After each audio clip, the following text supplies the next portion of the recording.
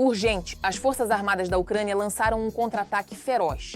Uma chuva de fogo cobriu a linha de frente. Os russos recuaram às pressas e acabaram cercados. Assim como Putin, eles ficaram atolados em vários bolsões ao mesmo tempo e na Crimeia também começou batalhas ferozes que já não conseguem mais esconder. Finalmente, a OTAN faz sua jogada. A Ucrânia está sendo equipada com o arsenal mais poderoso. O reforço estrangeiro muda tudo. Sobre isso, em nossa edição Ponto Infernal. O contra-ataque ucraniano em Donbás ressoa com a fúria da vingança. O caldeirão da frente devora o inimigo. Em Sumi, o exército de Putin recua. Os ocupantes se recusam a atacar. Nossos defensores os expulsam de suas posições. E, além disso, um golpe devastador contra o comando das tropas russas em Donetsk.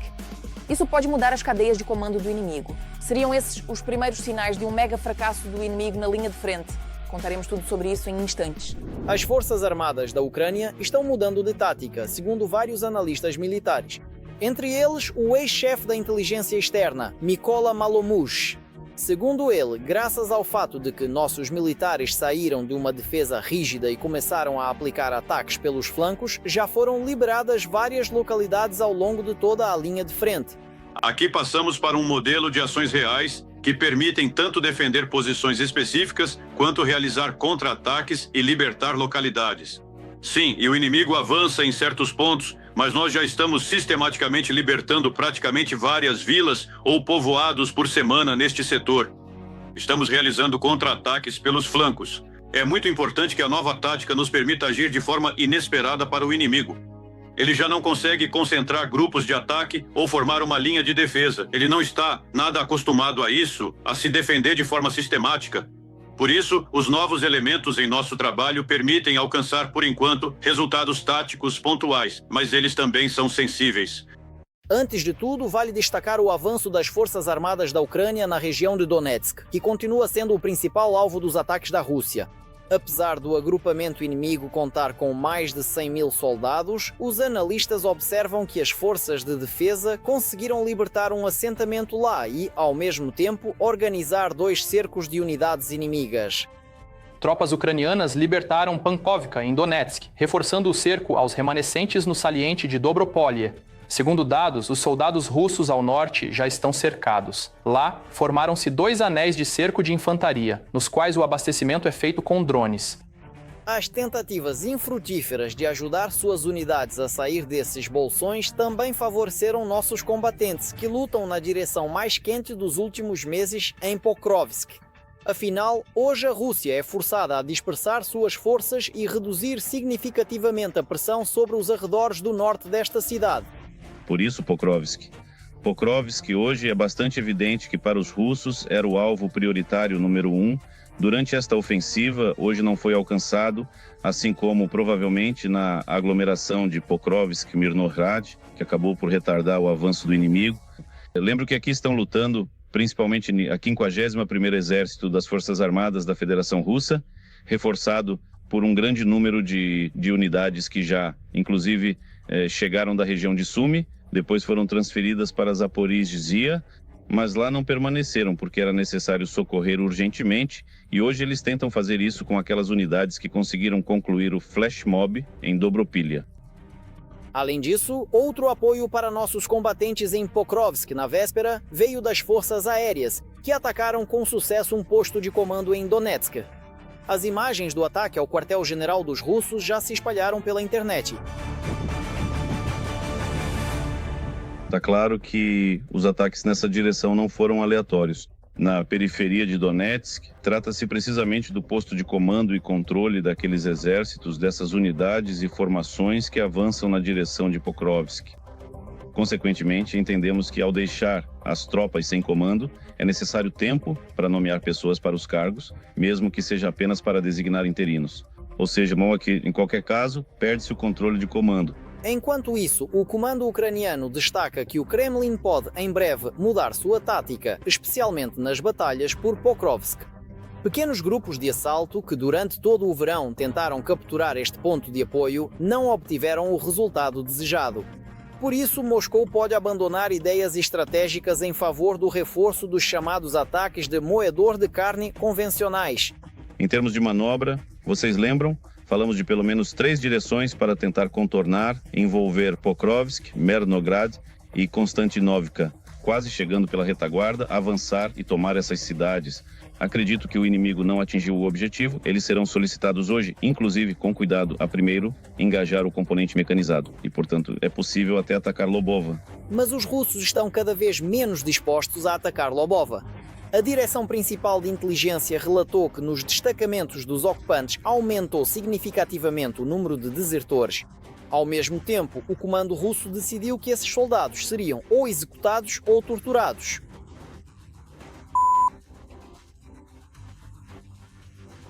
Vamos encontrar, vocês não vão escapar. Logo vai acontecer. Você vai receber um combate intenso.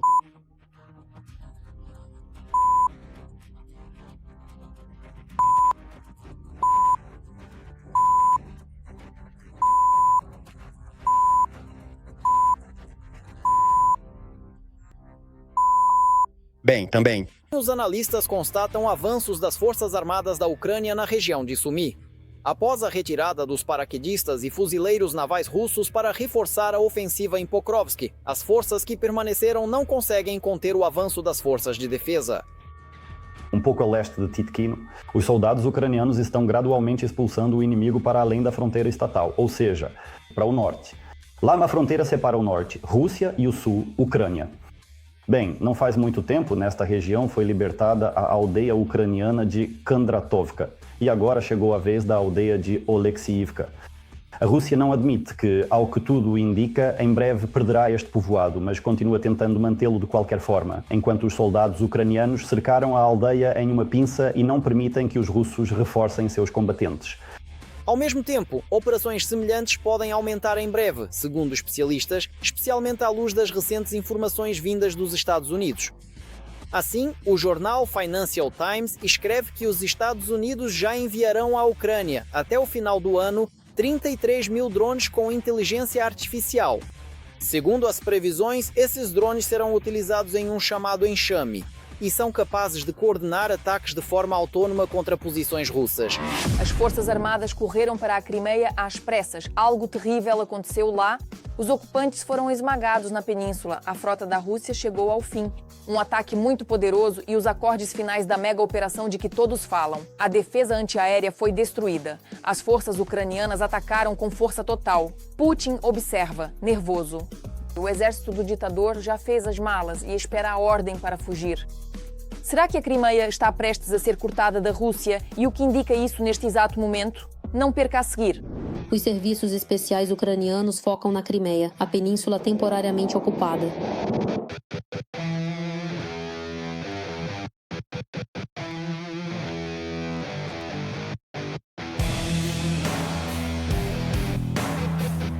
As forças ucranianas atormentam cada vez mais a península e infligem derrotas ao inimigo. Informações sobre operações bem-sucedidas aparecem semanalmente. A Crimeia, temporariamente ocupada, está se transformando em um novo Chornobaivka para os ocupantes russos. No início do verão, a segurança da Ucrânia atingiu a ponte da Crimeia pela terceira vez.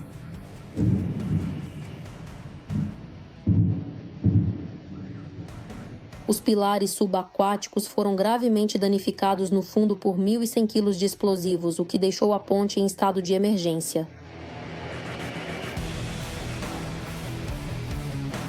Bons drones das Forças Armadas da Ucrânia visitaram a base aérea dos invasores russos em Havardiski, perto de Simferopol, onde atingiram 2 helicópteros Mi-8, cujo valor estimado chega a $30 milhões. Também foi atingido um rebocador russo.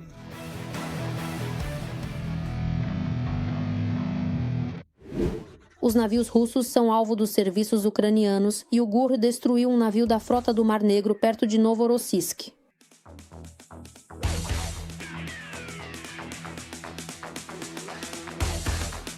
As Forças Armadas da Ucrânia atingiram um navio que os russos colocaram em operação em 2015, cujo valor é de cerca de $60 milhões.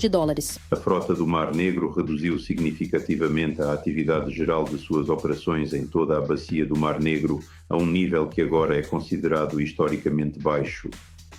Esta é uma das confirmações mais claras do sucesso da operação das forças de defesa ucranianas. a Diretoria Principal da Federação Russa para a Defesa da Ucrânia e as Forças de Operações Especiais no momento da destruição do navio de guerra da frota do Mar Negro.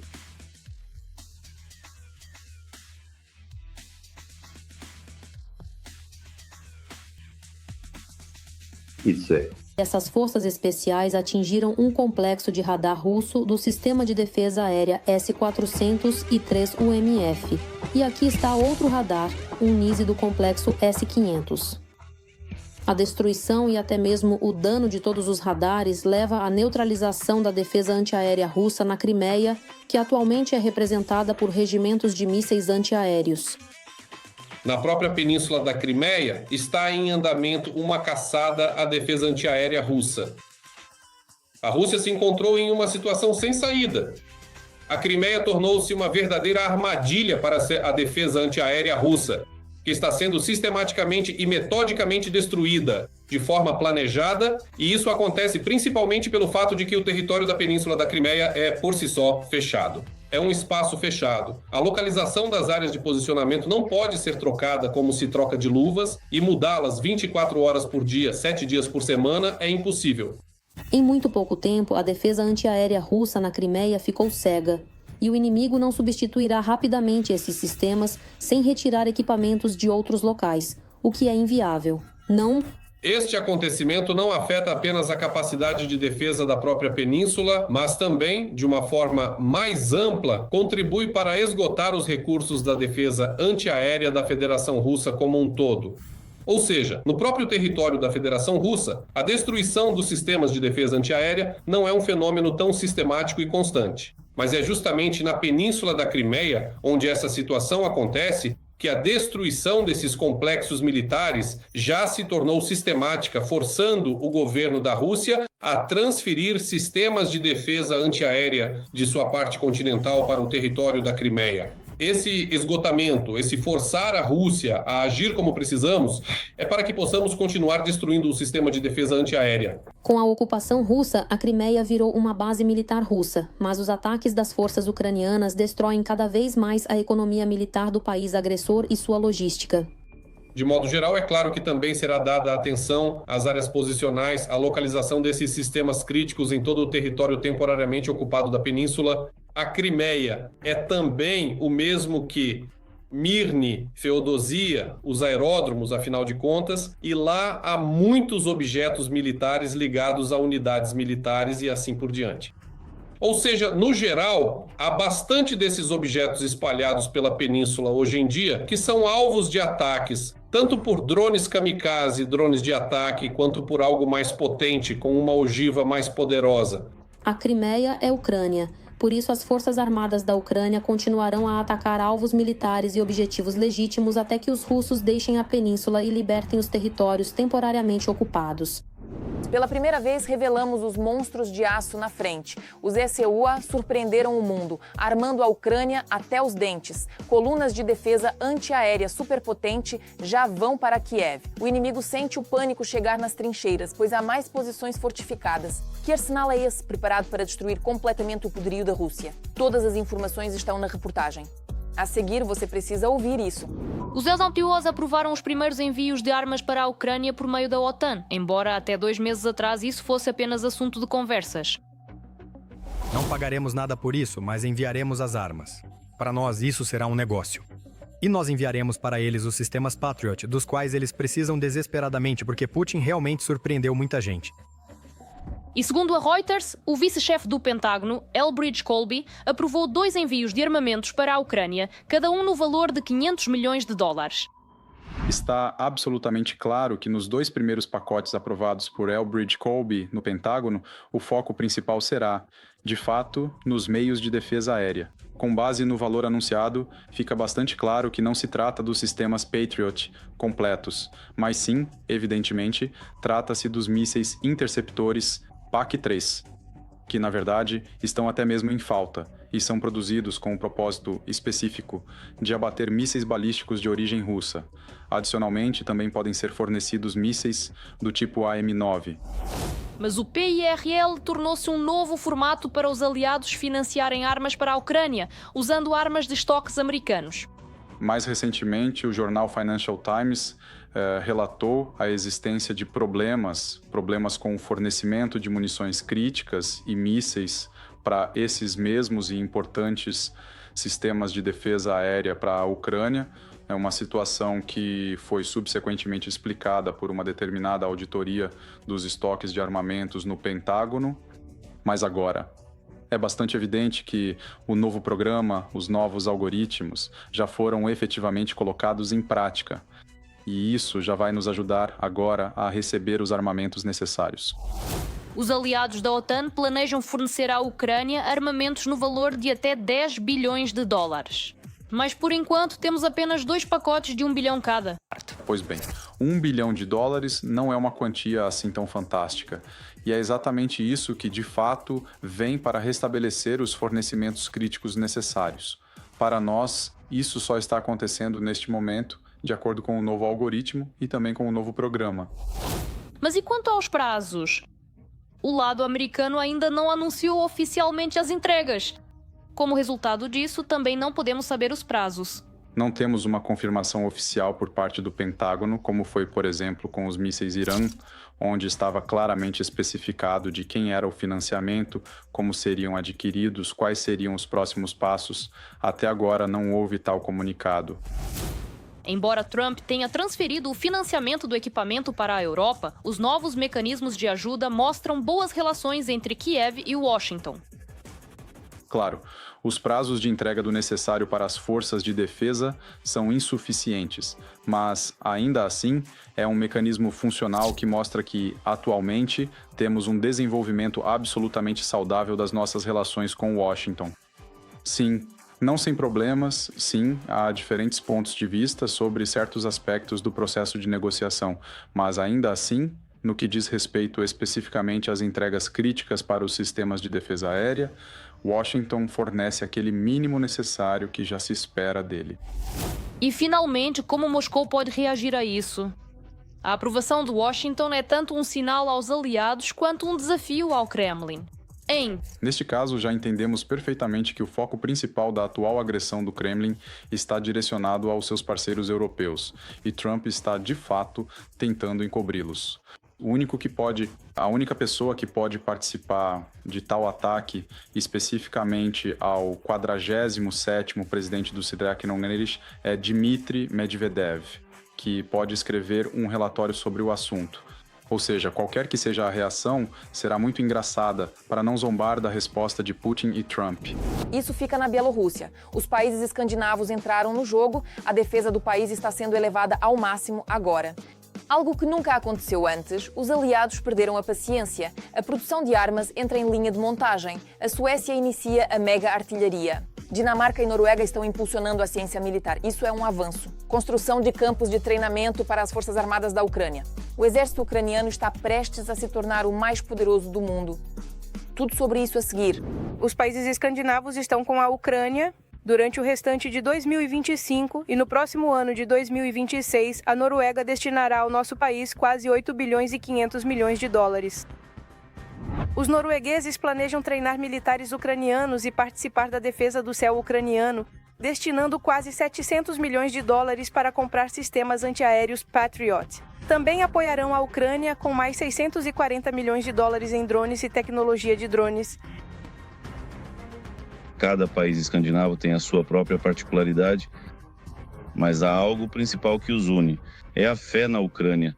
É uma ajuda profundamente sincera, o que hoje, evidentemente, significa o uso de todos os métodos, formas e formatos para ajudar a Ucrânia. O presidente da Ucrânia, Volodymyr Zelensky, destacou que a Noruega tem grande experiência na proteção da linha costeira e do mar, graças à qual pode ajudar os ucranianos. Na Dinamarca, foi aprovada uma nova lei que permitirá ao governo da Ucrânia contornar mais de 20 leis e regulamentos para acelerar a construção de instalações de defesa nacional. Entre elas está a empresa ucraniana Firepoint, que fabrica os mísseis Flamingo. Desde o primeiro dia da resistência em grande escala contra a Federação Russa, apoiam a Ucrânia. Além disso, não se trata apenas de financiar determinados programas, mas também de iniciativas que, neste momento, principalmente, ajudam o nosso complexo militar industrial a se desenvolver, a alcançar novos projetos. Trata-se de investir no nosso complexo militar industrial, de implementar inovações, incluindo, por exemplo, a bem conhecida e reconhecida fórmula dinamarquesa. O dinheiro está sendo investido especificamente no complexo militar industrial da Ucrânia. E, na verdade, essa fórmula dinamarquesa foi a primeira nesse sentido. E agora, de acordo com essa fórmula dinamarquesa, volto a lembrar, é exatamente esse o nome que ela tem hoje. Muitos países também começaram a trabalhar especificamente com a Ucrânia, construindo fábricas militares, estabelecendo empresas, atraindo cientistas, engenheiros, desenvolvedores ucranianos, atraindo nossos cidadãos para trabalhar nessas empresas. A Suécia fornecerá à Ucrânia um novo 20º pacote de ajuda no valor de 836 milhões de dólares. Entre as armas que serão entregues, há 18 novos sistemas Archer como parte dos programas de longo prazo. 3,6 bilhões de dólares anualmente em 2026 e 2027 e 900 milhões de dólares em financiamento civil no período de 2026 a 2028. Tudo o que diz respeito, por exemplo, à artilharia é realmente algo que influencia o desfecho da batalha. É isso que ajuda no combate, é isso que permite destruir não apenas a força viva do inimigo, mas também o equipamento. E a qualidade das armas escandinavas para esses sistemas é muito boa. A cooperação com a Finlândia é importante para a Ucrânia? Por exemplo, vamos pegar o caso do presidente da Finlândia, Alexander Stubb. Ele, na verdade, foi o nosso principal representante durante a administração do presidente Donald Trump. Ele tem boas e muito amistosas relações com a liderança da Casa Branca. E eu acho que, na verdade, muitas das iniciativas que conseguimos implementar nesse diálogo muito difícil entre a Ucrânia e os Estados Unidos são mérito, antes de tudo, do próprio presidente da Finlândia. A Escandinávia e a Ucrânia são economias fortes que, a cada ano de guerra na Ucrânia, aumentam seus orçamentos de defesa, especialmente para nos ajudar. Dessa forma, esses países não apenas ajudam a Ucrânia, mas também criam um exemplo de cooperação em defesa com o nosso Estado. 33 mil megadrones a caminho. EUA e aliados lançam um ataque tecnológico. A Força de Aço visa destruir o poderio militar da Rússia em seu território. O Kremlin não contém as emoções. A Polônia constrói uma muralha de drones. A contagem regressiva começou e isso está deixando Putin nervoso. Os aliados da Ucrânia estão jogando mais lenha na fogueira. Parece que uma verdadeira batalha tecnológica começou. O que está pronto para ser usado e como isso vai mudar a situação na linha de frente. Detalhes em instantes. Os Hemopra vão fornecer à Ucrânia 33 mil drones com inteligência artificial até o final de 2025. Para isso, serão destinados 2 bilhões de dólares. Segundo o Financial Times, esses drones autônomos foram desenvolvidos pela empresa americano-alemã Alterion, e eles podem fortalecer significativamente as capacidades de combate das Forças Armadas da Ucrânia. Esses drones são resistentes a meios de guerra radioeletrônica e podem identificar alvos em tempo real. Os sistemas permitirão que os drones formem enxames, onde um único operador pode controlar um grupo de aparelhos, coordenando ataques às posições inimigas em tempo real sem intervenção externa. A tecnologia seleciona automaticamente estratégias para superar as defesas inimigas e responde a novos comandos ou dados de reconhecimento. Analistas já dizem há algum tempo que enxames de drones controlados por inteligência artificial serão o novo avanço na guerra e mudarão suas regras. Desenvolvedores ucranianos já estão experimentando ativamente com enxames. Segundo Sergei Kuprienko, cofundador da empresa de Kiev Swarmer, essa tecnologia foi utilizada em mais de 82 mil operações de combate. Estamos construindo um sistema que controla diferentes tipos de drones simultaneamente e de forma eficiente, realizando corretamente e com eficácia o que é difícil para as pessoas. Não queremos substituir totalmente as pessoas, mas sim complementar onde a inteligência artificial se destaca. Em 2026, haverá um boom tecnológico e os robôs já começarão a aliviar a carga da infantaria. No entanto, eles não irão substituí-la. Na guerra, há uma expectativa de que, em algum momento, robôs de combate lutarão uns contra os outros. É o que diz o comandante da primeira unidade de complexos robóticos terrestres de ataque da Ucrânia, da 3ª Brigada de Assalto, Mykola Zinkevich, conhecido como Makar. Esses complexos robóticos terrestres já estão sendo ativamente utilizados na linha de frente para logística, evacuação e operações de assalto, permitindo que as Forças Armadas da Ucrânia mantenham sua capacidade de defesa sem riscos desnecessários para os soldados. Makar contou que a implementação desses sistemas começou há 1 ano e meio, inicialmente para apoiar a infantaria. E na brigada deles, há 2 companhias com complexos robotizados, com pelotões em cada batalhão. As soluções ucranianas, ao contrário das caras estrangeiras, são adaptadas à linha de frente graças ao rápido feedback dos militares e não têm análogos no mundo em termos de eficácia de uso. O custo de um complexo logístico terrestre robotizado de capacidade média varia de 5 a 15 mil dólares. Isso é super barato em comparação com equipamentos e principalmente com vidas humanas.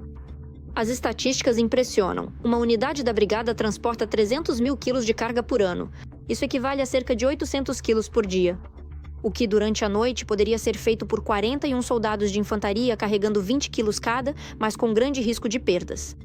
E 2 complexos robotizados terrestres com tripulação substituem todos eles. Embora esses complexos estejam sendo implementados de forma sistemática em brigadas como a 93ª ou a Cartia, onde há cargos regulares, algumas unidades, segundo o militar, ignoram as tecnologias devido a abordagens antiquadas e ultrapassadas, colocando as pessoas em risco. A Rússia também está dominando os complexos robotizados terrestres, mas a escala é mantida em segredo. Segundo Zinkevich, o desenvolvimento não diminuirá a necessidade de pessoas. O soldado de infantaria continuará sendo a base, mas os robôs aliviarão a carga, assumindo a logística e a evacuação dos veículos de combate de infantaria ou blindados. Acho que o ano de 2026 vai nos mostrar isso claramente. Assim como aconteceu com os veículos aéreos não tripulados, como está acontecendo agora, quando já há uma guerra entre drones no céu, com alguns tentando derrubar outros. O mesmo vai acontecer em terra. Acho que em 2026 vai chegar ao ponto em que até mesmo os complexos robóticos terrestres vão começar a entrar em confronto entre si. E não apenas em confrontos com a infantaria, mas também uns contra os outros.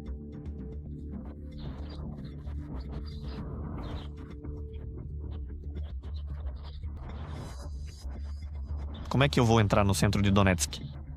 Naquela época, 2 anos e meio atrás, o que vi dos drones terrestres, com suas capacidades. 1 ano atrás, eu disse que precisava de 150 drones terrestres, e então eu entraria em Donetsk. Há 2 anos e meio eu precisava de 20, há 1 ano eu precisava de 150, e agora preciso de pelo menos 2.000 e 2.000 cruciais. Drones Deswegen em vez de pesados, drones nas terras e eu esquivando, e... Enquanto isso, a Europa está recorrendo à Ucrânia em busca de tecnologia para criar um muro de drones contra a Federação Russa. Para isso, ao longo das fronteiras orientais, a União Europeia está apressando-se para gastar bilhões de euros, utilizando tecnologias de combate testadas na Ucrânia após as recentes incursões de drones russos no espaço aéreo do país. É o que escreve o Financial Times. A OTAN depende de caças caros e mísseis para interceptar drones baratos. Para preencher essa lacuna, Bruxelas pediu às capitais dos países membros que utilizem fundos para compras conjuntas de sistemas que provaram sua eficácia na Ucrânia, incluindo sensores acústicos para detectar Shaheds pela assinatura sonora, já que os radares padrão não conseguem lidar com alvos de voo baixo. A presidente da Comissão Europeia, Ursula von der Leyen, anunciou a criação de uma aliança de drones com Kiev. Isso foi apoiado por um crédito de 6 bilhões de euros provenientes dos rendimentos de ativos russos congelados. Trata-se de cerca de 2,5 bilhões a 3 bilhões de euros por ano para transformar a engenhosidade ucraniana em vantagem no campo de batalha e promover a industrialização conjunta. Atualmente, a Ucrânia produz até 4 milhões de drones por ano e planeja dobrar esse volume. Será compartilhado com a UGAL pela plataforma BraveTech, onde startups europeias e ucranianas testarão tecnologias na linha de frente. E isso não é tudo por hoje. Com vocês esteve Yaderina Rutskau. Ainda mais notícias quentes da linha de frente em nossa próxima edição.